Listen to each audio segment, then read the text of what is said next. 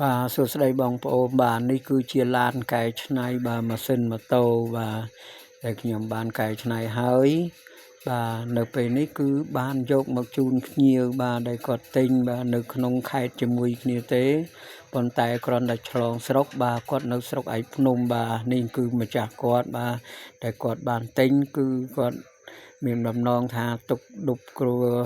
សាររបស់គាត់បាទកូនចៅគាត់ដើរលេងហើយនឹងឆ្លៀតដប់ឲ្យវាយវ៉ាន់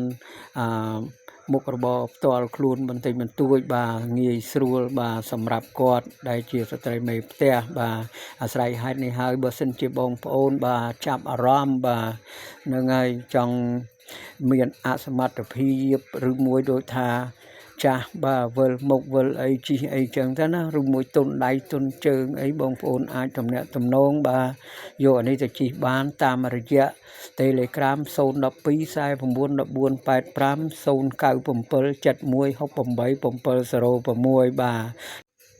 បាទទីតាំងគឺនៅក្នុងខេត្តបាត់ដំបងបាទអរគុណសូមជម្រាបលា